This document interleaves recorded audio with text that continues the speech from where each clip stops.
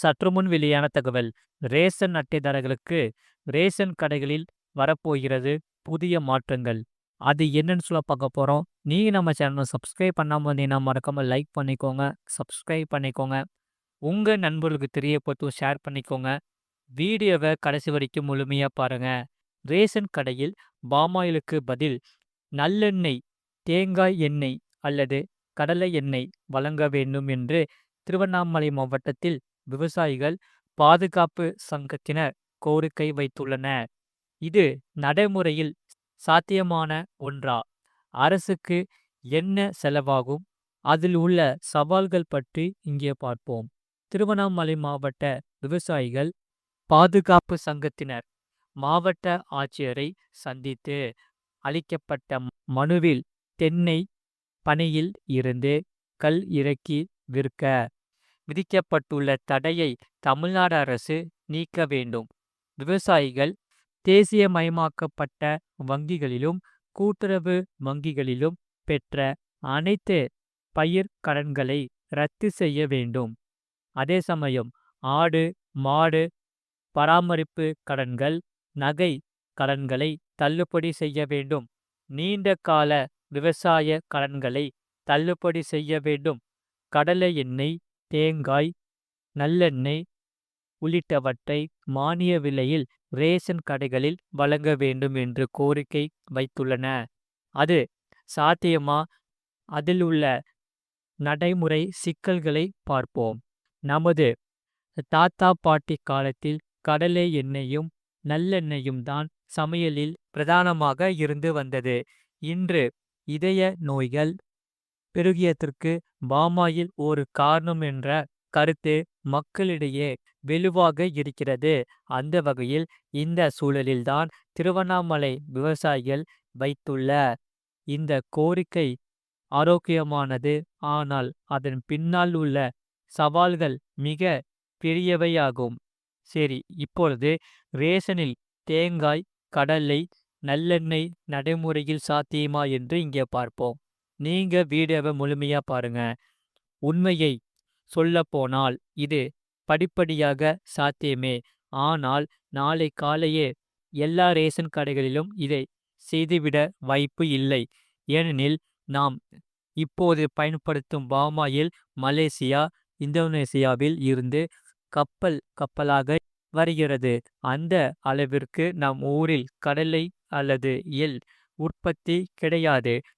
அரசு விவசாயிகளிடம் இருந்து நேரடியாக கொள்முதல் செய்து செக்கு ஆலைகளை ஊக்கப்படுத்தினால் ஒரு 3 முதல் 5 ஆண்டுகளில் இந்த மாற்றத்தை கொண்டு வருவது சாத்தியம்தான்.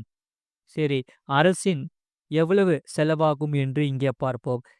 அதாவது பட்ஜெட் என்ற பெயர் பெரிய மலை குறுக்கே வருகிறது. ஏனெனில் பாமாயில் விலை அரசுக்கு 1 லிட்டர் சுமார் 80 முதல் 90க்கு கிடைக்கிறது. அதை நமக்கு 25க்கு தருகிறார்கள். நல்லெண்ணெய், கடலை எண்ணெய் 1 லிட்டர் சுத்தமான எண்ணெய் எடுக்க அரசுக்கு எப்படியும் 200 முதல் 250 வரை செலவாகும். இதில் தமிழகத்தில் சுமார் 2.2 கோடி ரேஷன் கார்டுகள் உள்ளது.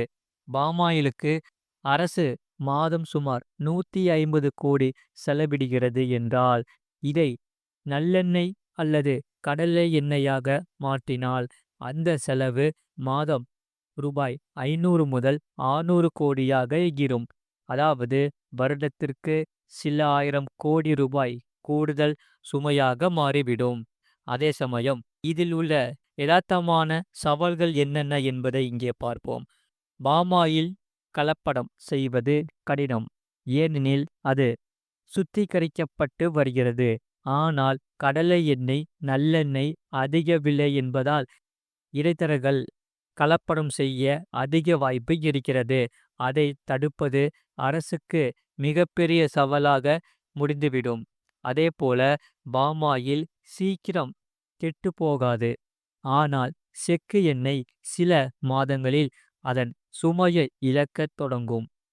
இதனை சரியாக பாதுகாத்து விநியோகிக்கும் கட்டமைப்பு நம் ரேஷன் கடைகளில் இன்னும் மேம்படுத்தப்பட்ட வேண்டியதிருக்கும் பாமாயில் இறக்குமதி என்பது ஒரு மிகப்பெரிய சர்வதேச வர்த்தகம்.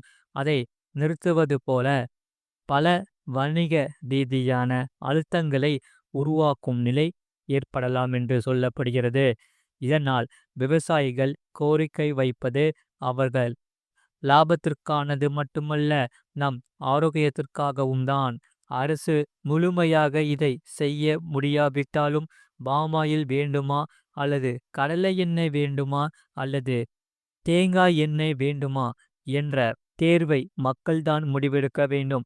தேங்காய் அல்லது கடலை எண்ணெய் வேண்டுபவர்கள் கூடுதலாக ஒரு 50 அல்லது 70 கொடுக்க வேண்டியது வரும். எனினும் இந்த விவகாரத்தில் அரசின் முடிவினை அதாவது முடிவினை பொறுத்தே எல்லாம் அமையும் என்று சொல்லப்படுகிறது. மறக்காம நீங்க லைக் பண்ணிக்கோங்க, சப்ஸ்கிரைப் பண்ணிக்கோங்க. அதே சமயம் மின்சார வாரியத்தில் சூப்பர் ஆன திட்டம் வந்துவிட்டது. 15,000 லட்சம் கேட்ட அரசு அதிகாரி.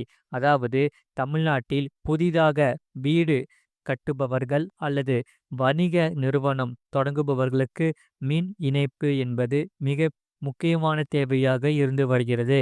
இதனை எளிதாக்கும் வகையில் தமிழ்நாடு மின்சார வாரியம் ஆன்லைன் மூலமாகவே விண்ணப்பிக்கும் வசதியை ஏற்படுத்தியுள்ளது. இதில் இருக்கும் வசதிகள் இருந்தும் கூட சிலரால் எளிதாக மின் இணைப்பை பெற முடிவதில்லை. அதே சமயம் ஒருவர் தனது புதிய கட்டிடத்திற்கு தற்காலிகமான மின் இணைப்பையோ அல்லது நிரந்தரமான மின் இணைப்பையோ பெறுவதற்கு சில அடிப்படை நடைமுறைகளை பின்பற்ற முடியது அவசியம். முதலில் விண்ணப்பதாரர் மின்வாரியத்தின் அதிகாரப்பூர்வ வெப்சைட்டிற்கு சென்று புதிய மின் இணைப்பு என்ற பதிவை தேர்ந்தெடுக்க வேண்டும். அங்கு கேட்கப்படும் விவரங்களை சரியாக பூர்த்தி செய்து தேவையான ஆவணங்களை ஸ்கேன் செய்து அப்லோட் செய்ய வேண்டும். குறிப்பாக இடத்தின் உரிமைக்கான ஆவணம், வீட்டு வரி ரசீது அல்லது பட்டா போன்றவற்றை சமர்ப்பிக்க வேண்டும். ஒருவேளை நீங்கள் வாடகை இடத்தில் தொழில் தொடங்கீர்கள் என்றால் அந்த இடத்தின் உரிமையாளரிடம் இருந்து தடையில்லா சான்று பெறுவது கட்டாயம். தற்காலிக மின் இணைப்பு என்பது பொதுவாக கட்டுமான பணிகளுக்கான வழங்கப்படுகிறது. வீடு கட்டி முடிக்கும் வரை இந்த இணைப்பை பயன்படுத்தலாம். வேலைகள் முடிந்த பிறகு அதனை நிரந்தர இணைப்பாக மாற்றிக்கொள்ள முடியும். ஒருவேளை அதற்கான கட்டணங்கள் மற்றும் டெபாசிட் தொகைகளை ஆன்லைன் பேங்கிங் அல்லது கார்டு மூலமாகவே செலுத்திவிடலாம். விண்ணப்பம் சமர்ப்பிக்கப்பட்ட பிறகு உங்கள் பகுதிக்கு உட்பட்ட மின்வாரிய அதிகாரி குறிப்பிட்ட இடத்தை பார்வையிட்டு ஆய்வு செய்வார். அதே சமயம் இத்தகைய எளிய நடைமுறைகள் இருந்த போதிலும் சில இடங்களில் அரசு அதிகாரிகள் லஞ்சம் கேட்டு பொதுமக்களை அலைக்கழிக்கும் சம்பவங்களும் அரங்கேறி வருகிறது. அந்த வகையில் சென்னை அடுத்த ஆவடியில் புதிய மின் இணைப்பு வழங்க 15,000 ரூபாய் லஞ்சம் வாங்கிய மின்வாரிய வருவாய் மேற்பார்வையாளர் கையும் களவுமாக பிடிபட்டுள்ளார். ஆவடி கோவில பாதை பொன்னப்பிள்ளை நகரை சேர்ந்த விவசாயி ராகவன் என்பவர்தான் புதிதாக வீடு ஒன்றை கட்டி வருகிறார். இவர் தன்னுடைய வீட்டிற்கு மின் இணைப்பு கோரி கோவில் பதாகை மின்வாரிய அலுவலகத்தில் விண்ணப்பித்திருந்தார். இந்த விண்ணப்பத்தை பரிசீலனை செய்த வருவாய் மேற்பார்வையாளர் சென்னை வியாசர்பாடியை சேர்ந்த ஒருவர் மின் இணைப்பு வழங்க 15,000 ரூபாய் லஞ்சம் தர வேண்டும் என ராகவனிடம் கேட்டுள்ளார். இதனால் மிகப்பெரிய சம்பவம் ஏற்படுத்தி உள்ளது.